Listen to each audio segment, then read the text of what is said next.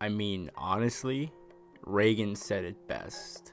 When it comes to telling people exactly how he feels, when it comes to understanding emotion, there is no one better than Mob.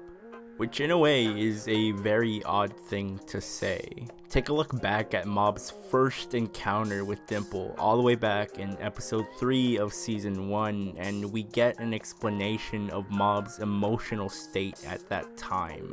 Mob's emotions were essentially non-existent because due to the fear of having these emotional psychic outbursts, Mob didn't express these emotions, he contained them.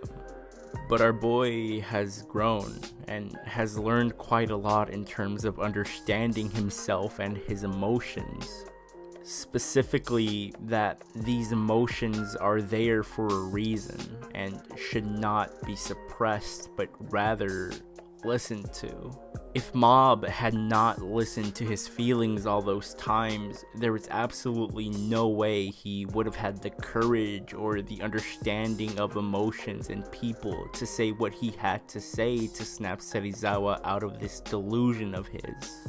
It's quite funny because although Mob and Serizawa are very similar, they obviously have their differences, and I actually find myself relating to Serizawa a lot more. You know, as someone who moved quite often during those pivotal middle school to high school years, I found myself constantly trying to find somewhere to belong. And once I did, we'd move again, and the process would just start over.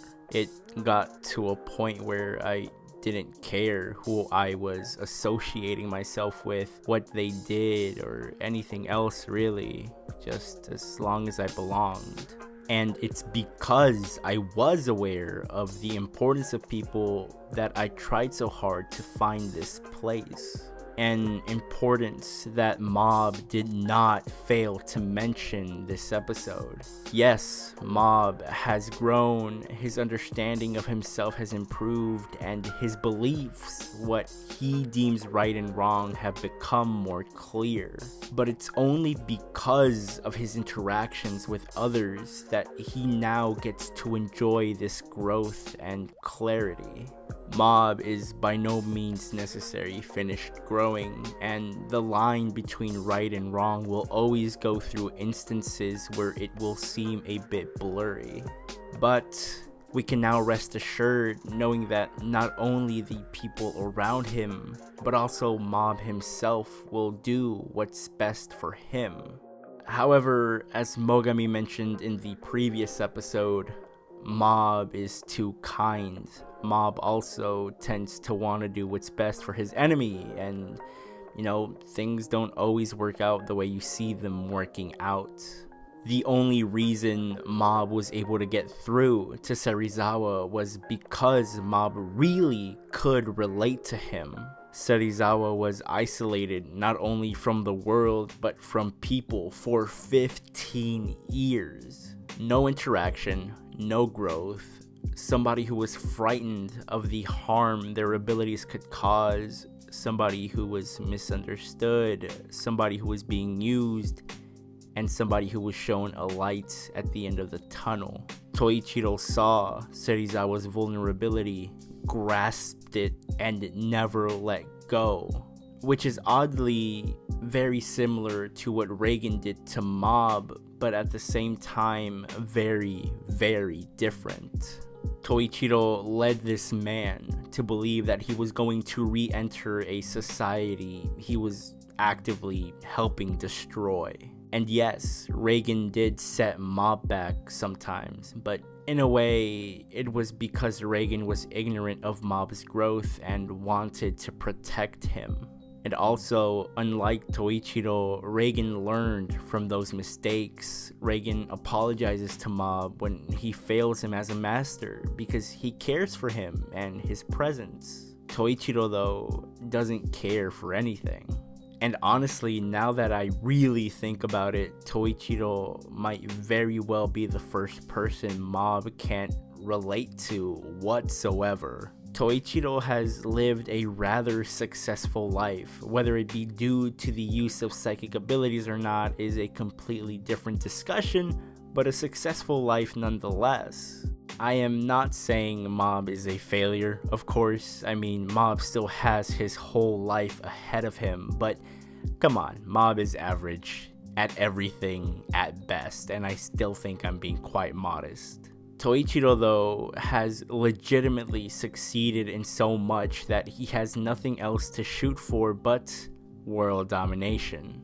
And really, looking at our entire cast, nobody can relate to that.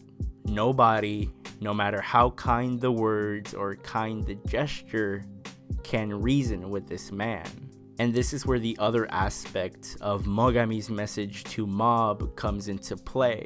Not everything can be solved with kindness. There are people who will just refuse and refuse and refuse to change. Yeah, Mob does believe that the only way he can make Toichiro learn is through violence or the expression of his rage, but that doesn't change the fact that Mob doesn't want to hurt people, even if it's Toichiro. Mob's utter devotion to not hurt people, but instead come to an understanding with them was demonstrated to us this episode with his discussion with Serizawa. What type of person would Mob be if after saying everything that he did, then goes and destroys Toichiro? One that got the job done, yes, but also one that still fails to conquer himself, one that still lets his emotions get the better of him, one that still has yet to change in the way they most desire. Mob's understanding of right and wrong, his desire to not harm, Toichiro's inability to understand the significance of people and also the insignificance of his abilities. One of these characters is going to break.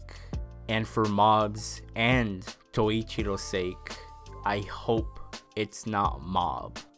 But hey, these are my thoughts and I'm curious to read yours. If you're an anime only, leave a comment down below letting me know how you think this final battle will go. Who will stand victorious? Whose beliefs will break? Also, feel free to mention anything I did not mention and leave some of your theories down there as well.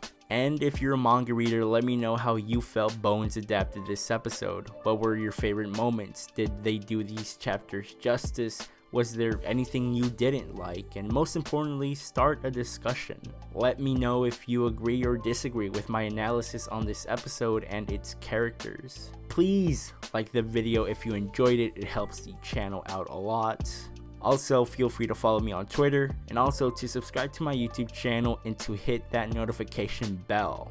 That way, you don't miss a video and can continue watching Mob Psycho 100 and many other series with me. And with that being said, I hope you have a great rest of your day, and I'll see you all soon. Bye bye.